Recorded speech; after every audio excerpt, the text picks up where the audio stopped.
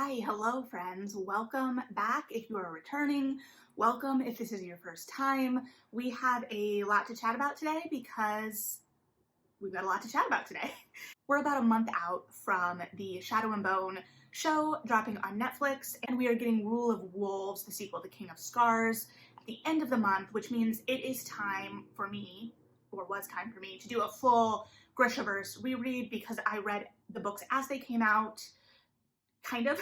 I'll talk about that in a second, and haven't really touched them since. So I haven't done a reread yet, and at this point, it's really necessary for me to remember and get the full depth of the story, and to be able to really analyze the show and fully appreciate what it is doing. So I started, at the very beginning, because as they say, it's a very good place to start with the original Grishaverse. I have still the original ebook of the third one, so don't worry, I still read it. So I ordered the new covers, which actually came out when I was a bookseller, and I was originally going to get the box set, but they were back ordered because, of course, everyone is kind of on the same page in terms of the reread. So I got the first two and was like, you already have the ebook, so you're just gonna have to deal and just not spend the money. When these first came out, I was really excited about them. I actually bought the new cover for a friend after she loved Six of Crows, and I was like, okay, but you need to read this one though.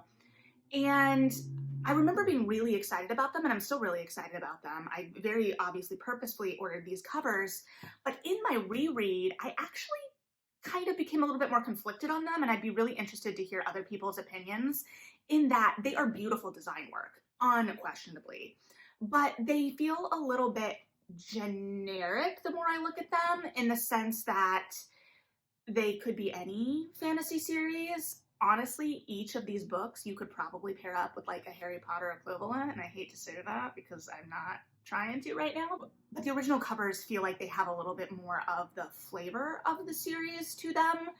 So I don't know, I think it's really just a personal preference. Like I said, I think that both are really stunning design work, and I definitely understand trying to repackage and rejuvenate covers, but I definitely think it's a very interesting conversation.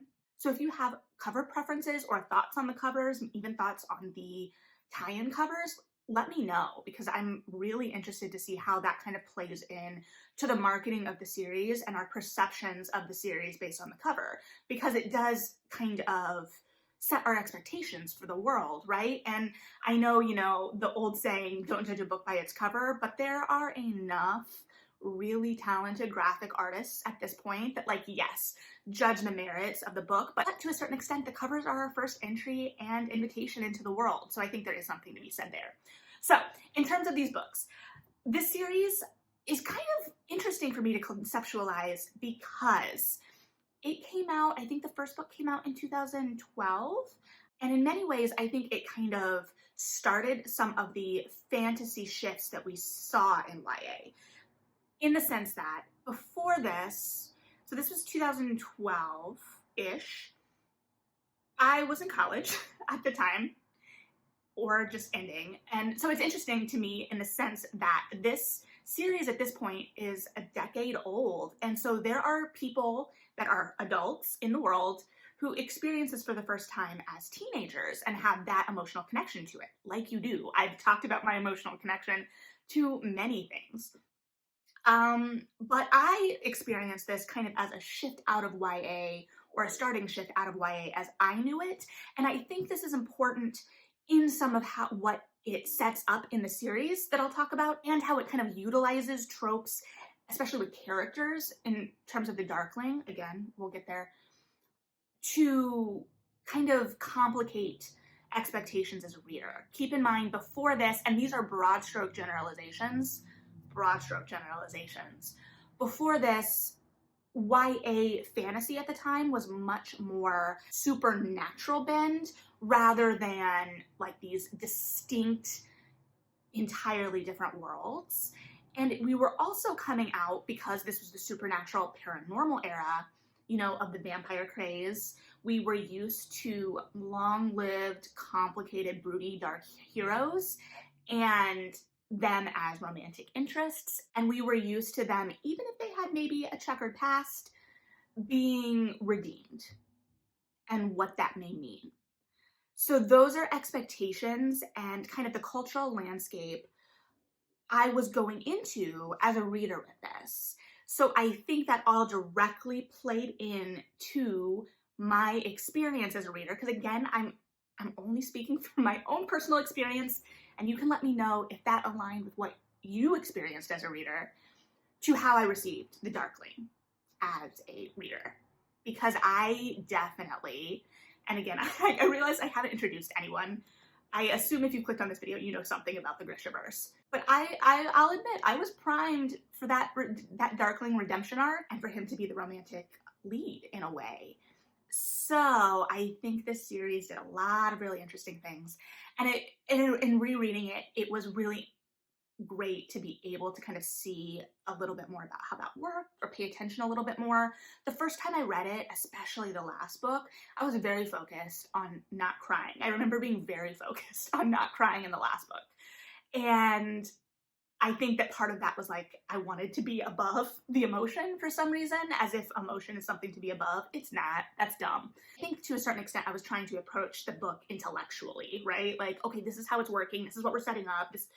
Which, sure, but I think there is something to be said about letting that emotion carry you too. I will say I didn't cry to my recollection of in the third book the first time I read it because I was trying so hard, but until the very end, because I read it in the ebook. So the dedication wasn't in the front of the book for me. It was at the end.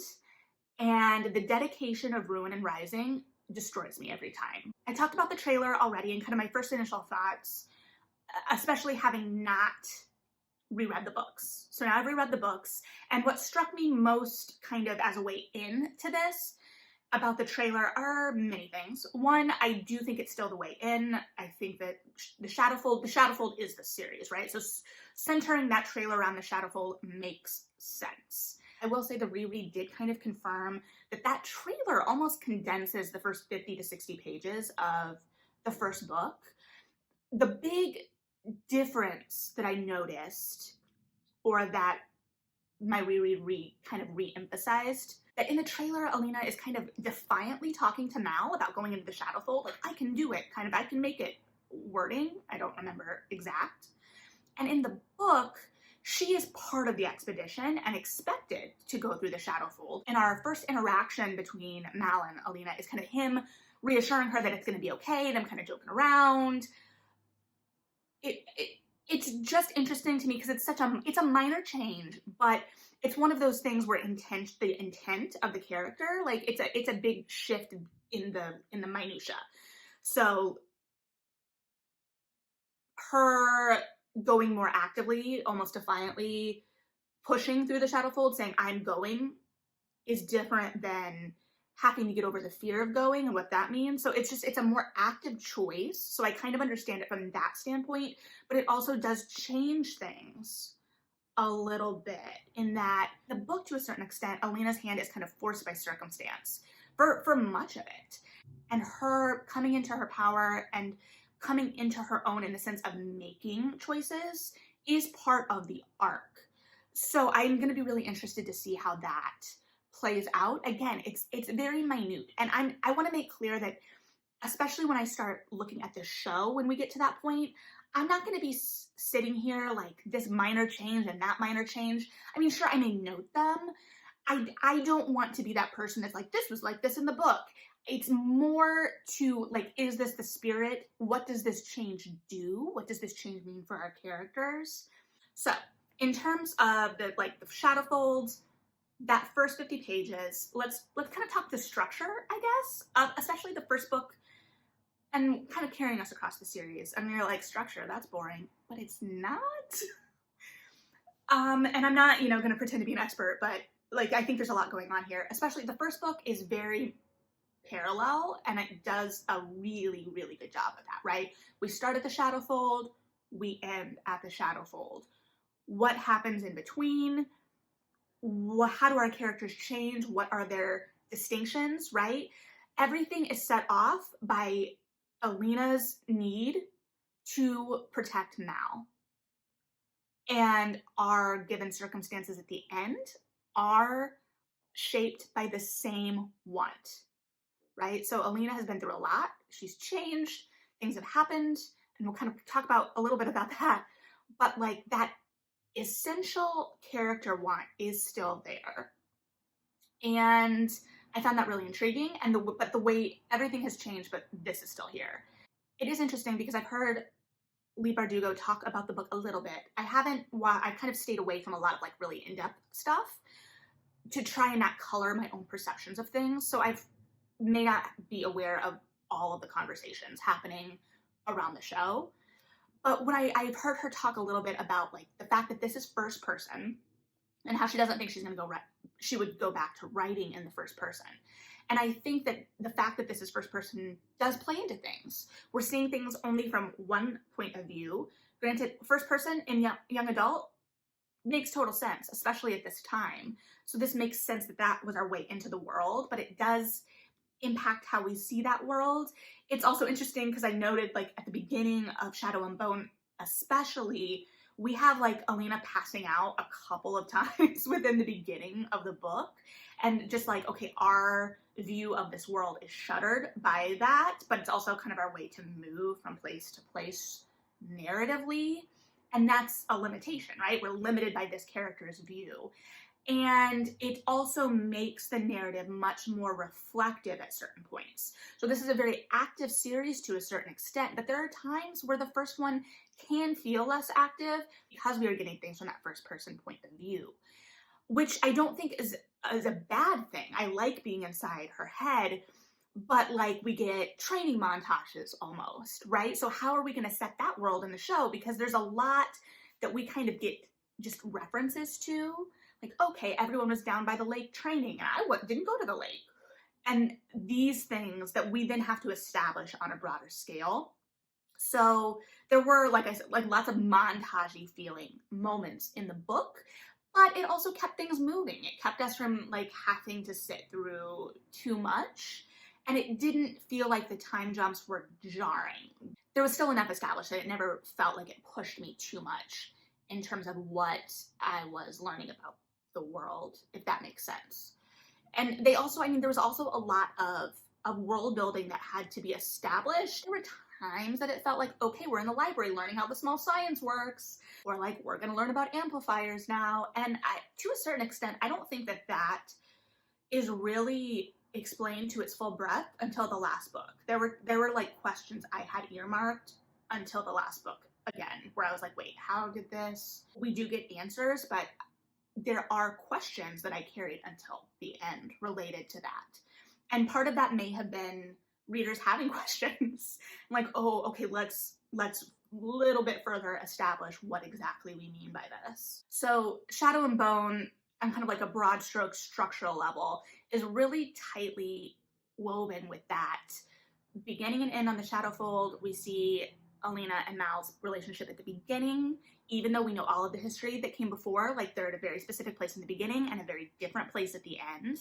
And then the way that relationship is kind of the bedrock of the series, but then is allowed to morph and grow throughout the series, I think was very, very well done. Again, the Darkling is such a prominent figure in this. He is a seductive presence. One of the scenes I remembered most vividly from the first book was that, the library or the study scene, like that moment after the party. And that's still a very charged, seductive scene, as it's meant to be.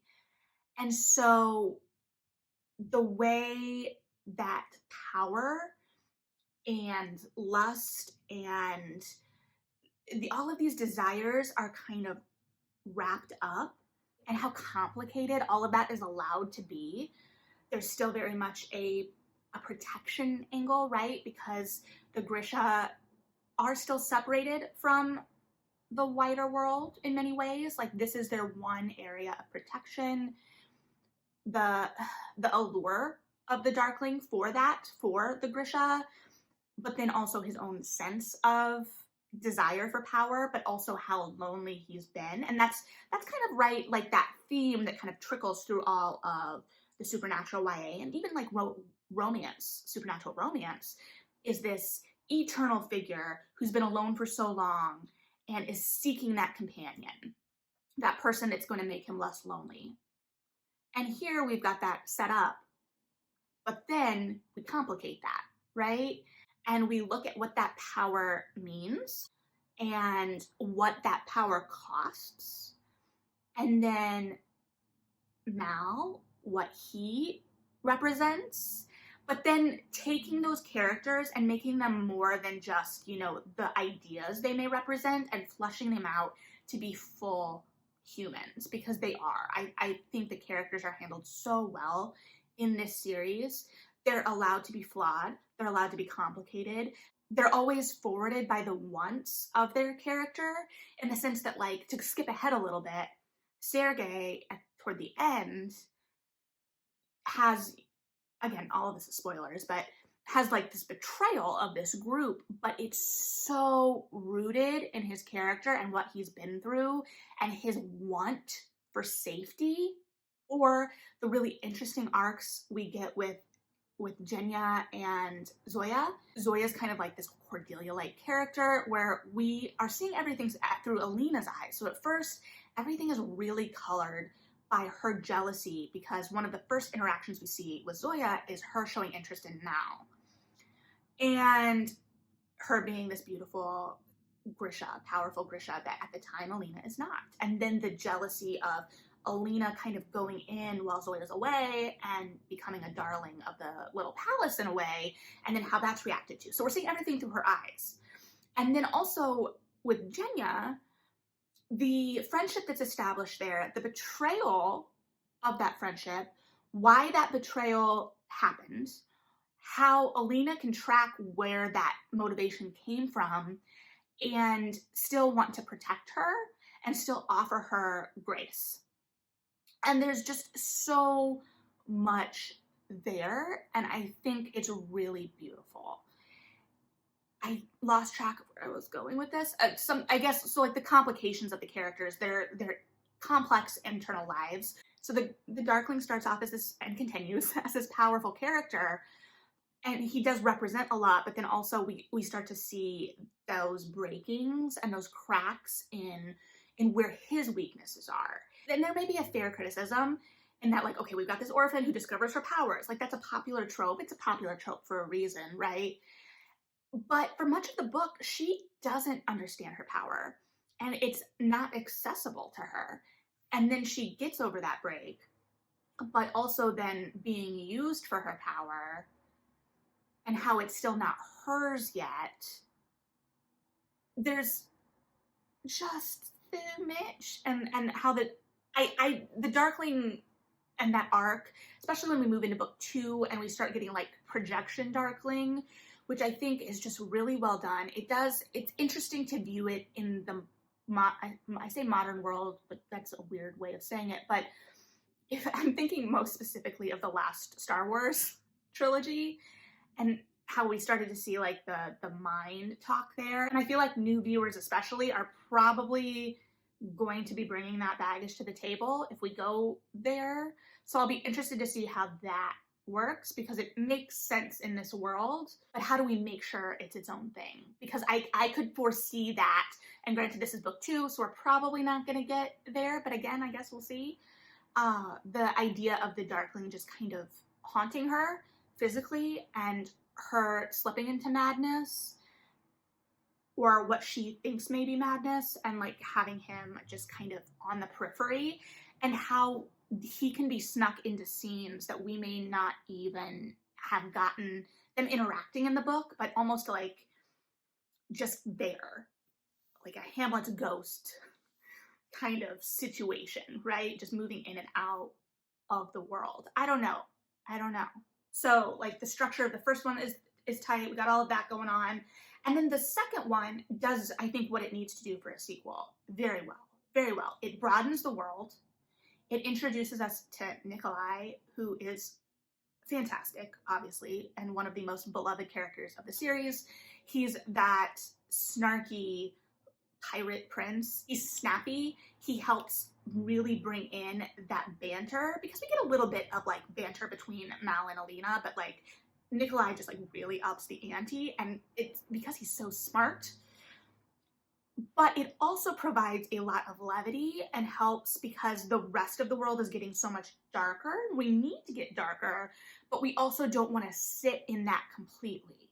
So we recognize the stakes, but we're going to sprinkle in a little bit of this humor. So we deepen, and then we start, setting up the inklings of the phoenix, and then we get the phoenix, the rising from the ashes in the last book, but we're even going to complicate that and what we expect that finale to be, right? Because we've already got two amplifiers, we've already encountered two mythical beasts. We've had the idea of power in mercy. We've had the idea of having to grasp your power, and what is the cost of power? What are the sacrifices we make in the effort to protect?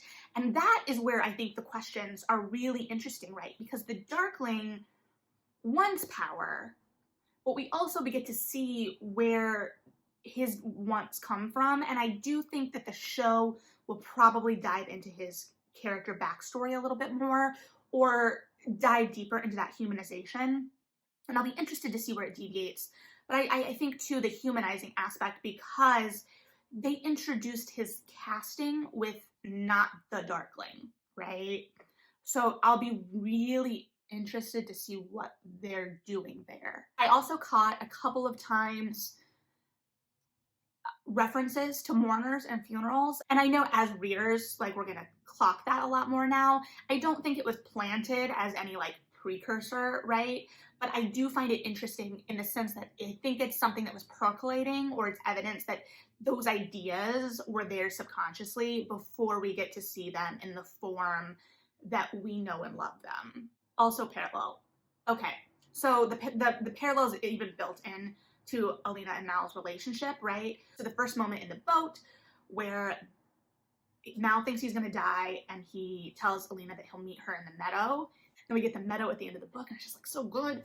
And then also in the first book where Alina makes Mal promise to kill her if he has to, like that she would rather die than bring about this destruction. And then when we see that mirrored in the last book, and so getting to see kind of the cost of that promise on both sides, and I think it's even amplified at the end, was just really well done. And it, like, sure, it's a little obvious, but it doesn't feel that way, right? It's very naturally progressed. It's not like, I'm gonna beat you over the head with this parallel. See this parallel here? It's just one I wanted to bring up because it was like, yeah, that was a good parallel. So I wanted to talk about the characters, but I feel like I kind of segued and waylaid myself already in the characters. But again, just how they're allowed to be complicated and flawed. We get to see, I think Mal's journey in particularly is really intriguing because he's established at the beginning as well liked, friendly, fun, and then we kind of get to see him both recognize Alina and realize that he has been taking her for granted and their romance, but then also we see that romance go through trials and tribulations, and we see him struggle with his own identity and what is needed of him for Alina. And I think there is a certain argument to be made for the love triangle that kind of pops up, but I think it's interesting because it's not like a love triangle that we had seen at the time, in the sense that, well, the Darkling, sure, but I think that clearly like becomes a stand-in for like power, and there's a different dynamic there. I think by book 2, the triangle that's kind of established is Mal and Nikolai, and it never, like, the Nikolai is always an alliance, right? And it's hard because I love that banter and I love that character type, so I was like drawn to him and wanted it, but it never felt natural. But also the tensions between the two, because they had started a friendship before like it became obvious that there may be a conflict here in terms of wants, was never necessarily rooted in like this, like, I want the girl, as much as like what is needed and expected. Like, Nikolai is aiming for an alliance. And Mal knows that Alina is probably destined for more, and what does love mean, and how he may have to sacrifice in order for her to be everything she's meant to be, because she doesn't want to give up this power. And is there a future for them? And then to watch his character have to struggle with that, but then we see him struggle just too with his own purpose. So he's not defined completely by this relationship, and it sure plays into it. And then his own inner struggle plays into how that relationship functions and what's going on there. But he gets to kind of go off and have his own crisis, right? He's struggling with who he is, what his purpose is, losing how he defined himself, and struggling to find a new definition, and how he's kind of found that through Alina, but like how that can't be everything. And there was just a lot at play. I think the way these relationships were explored through the characters. So I think it had just like the right balance, and it made these characters, like I said, so full and complicated, and the world had such a fullness to it that it also didn't feel like we were just waiting around for the romance. The romance wasn't the world wasn't necessarily just a backdrop for the romance, which there's nothing wrong necessarily with that either. But that's just what was at play. So I think it took things that we had expected and established to that point and further complicated it and used it to further the own journey of these characters and the book. I just think it was smart in how it took reader expectations and twisted them, right? While still serving the characters and the plot. So I would be interested, because I feel like when I first read the book, I don't know that I wanted her to end up with Mal, because Mal doesn't feel the most exciting, right? But on my second read, my mind keeps going to the Music Man song, Saturday Night Wiser Girl for me. Don't know why. But I think that, like, it's like, of course, like the structure is set up that it's always Mal. Granted, I don't know if that's how it was intended to be set up, but it feels like it. And also, like, of course it's Mal. So getting to, like, hone in on his journey a little bit more and their journey together, and seeing him be deserving of her, I was like, yeah, I want them together and to live happily. But I my first read, I think I wanted something more exciting. But now I think that idea of comfort and familiarity and that depth of knowing with each other that they have is exciting. I do think that these conversations are going to start all over again with the show. I mean, obviously, every time you bring in a new audience. But yeah, I'm interested. Like, did you want her to end up with Mal in the books? And has that changed for you at all over the years? I guess. I mean, I just want the characters to be happy, so I guess I'm good with whatever. We'll see if certain characters ever get to be happy. I hope. Before I get into like some themes, I know I'm chatting. Again, I said there's a lot to talk about. A couple of the things that I was like, slight drawbacks, not drawbacks. Drawbacks is a strong word, but I talked about the amplifiers a little bit, how that explanation came in at the end. And I do think it was a good reveal, but there was a lot leading up to that of me being like, but wait a minute, am I missing something? How were these created? What is going on? I felt like I had missed something for a good portion of the reading. And in the end of Ruin and Rising, I'm like, oh, okay, I think this is just the piece slotting in. But I think it would be easy to feel like, oh, I'm silly and I don't get it, you know?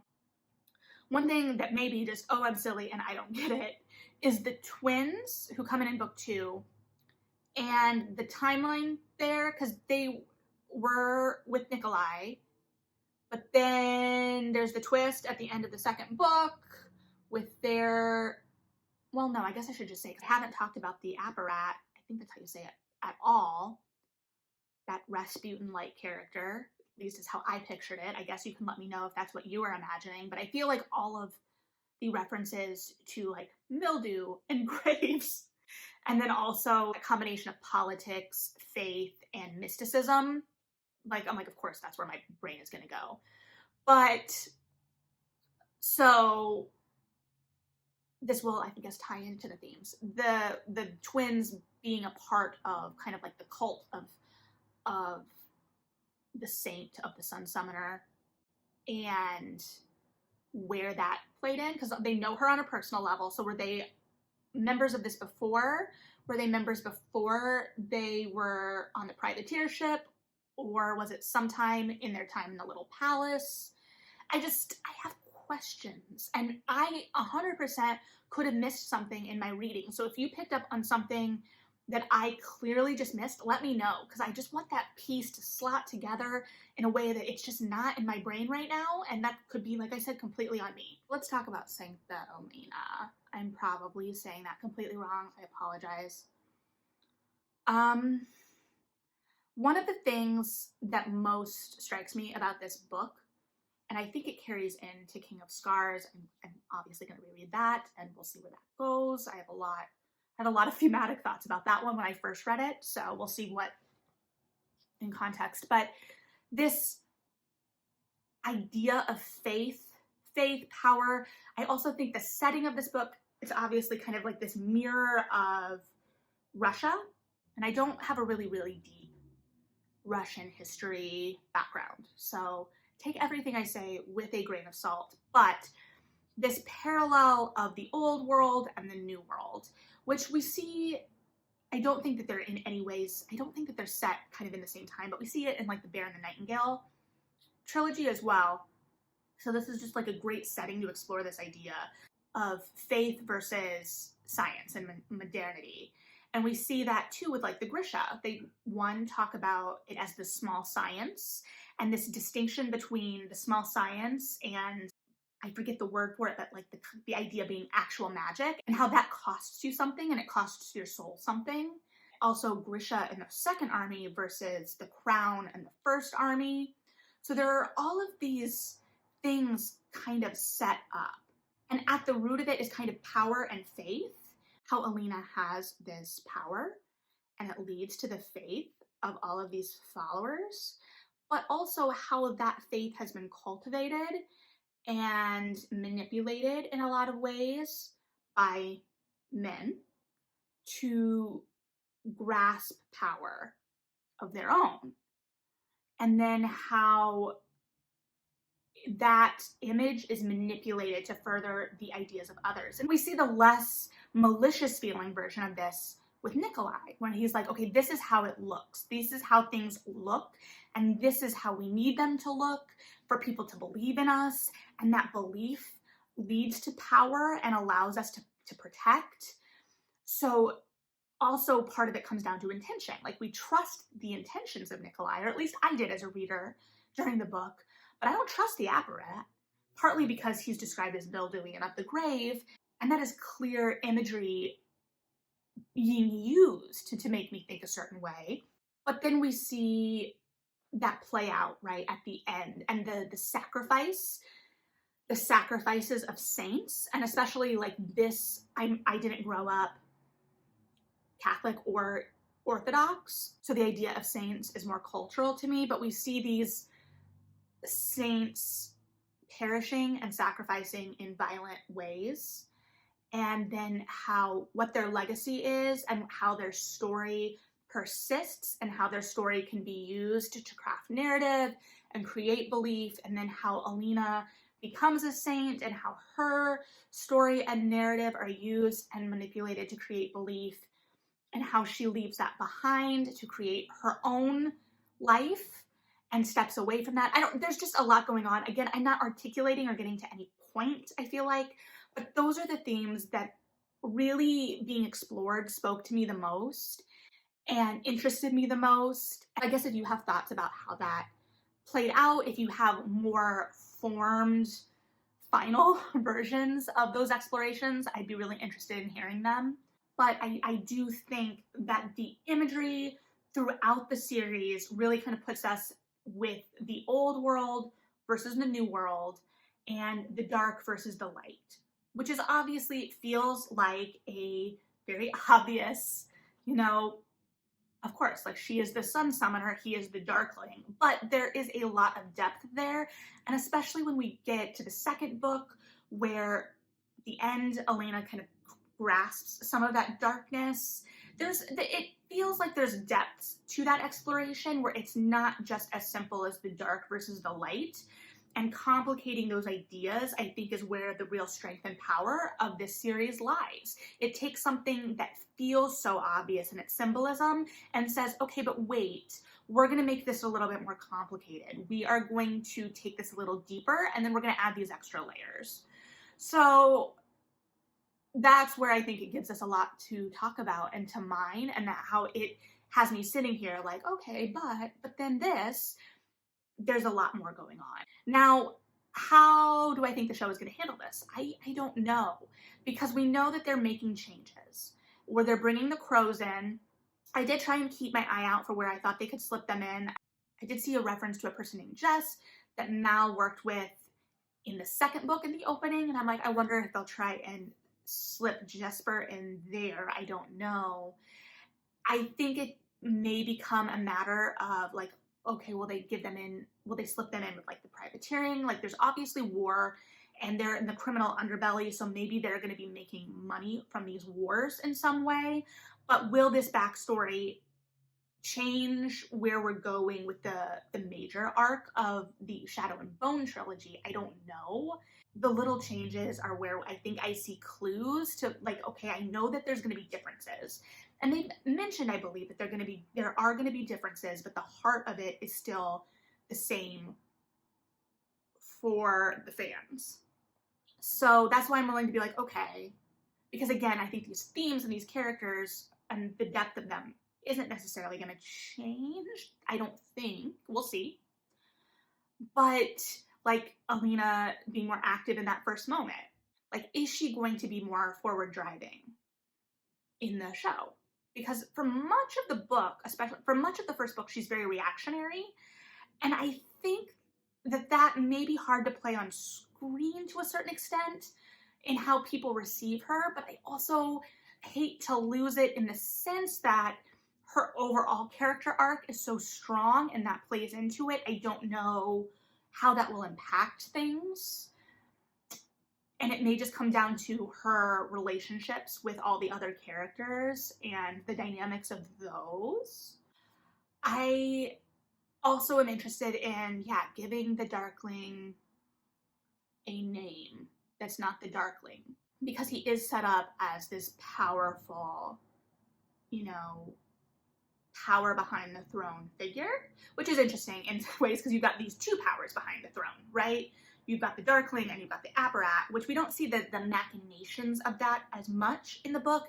I think readers coming in with like a little bit of knowledge of Russian history and or Rasputin might be bringing, I'm speaking of it's me, more baggage to that than others.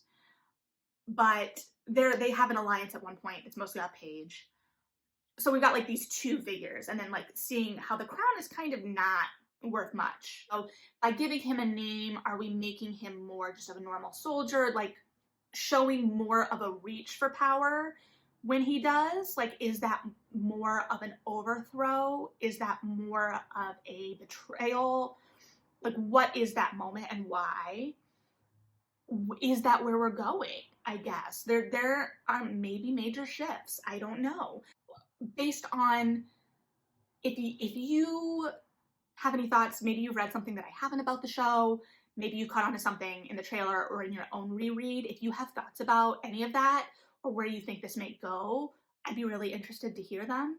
How you think they may tie the crows in. I'm fascinated by the structure of everything. And again, because I think the structure of the books is so thought out, I know they're thinking about it in the show, but how are they going to do it? Because you have to make it its own thing. So a show is different than a novel. I'm not going to try and nitpick. I went into Artemis Fowl wanting it to succeed. I was like, okay, I know there are changes, but let's see how they play out. Sometimes they don't play out well. I want to see how these play out, and I'm very interested to see what the changes are going to be. So I guess we'll see on the other side of this if I nitpick or not. If we all do, I don't know. Let me know your thoughts on all of this. If you've already done a reread, let me know your thoughts there. I'm sure that I've missed things. I had pages and pages of notes, and I can't, I'm already going on way too long. You're probably tired of my voice if you're still here. Thank you. This reread has me very excited. And I will say, when I love this series, I do think it's more internal, obviously driven by the first person narration, and a little bit more reflective than like something like Six of Crows. I think that distinction, and I'm sure I will talk more about their parallels and differences more after I do my Six of Crows duology reread, but I remember when Six of Crows came out, people were talking about how it was better than Shadow and Bone, and I was like, but how? I loved that series. And I think seeing the ways that she's continued to expand and drive and push this world are so engaging, and I do think that on one level, the original trilogy is, like I said, I'm going to use the word reflective again, because it's a little more reflective. It's a little more grounded in those larger ideas and themes. And that is all grounded by the relationships and the characters, which have always been a strength of hers. So yeah, we'll see what we get. And remember, it's not impossible, it's just improbable. I will see myself out. Thanks for hanging out. Thanks for sticking around if you made it this far. Leave your thoughts below. Read something good. And bye.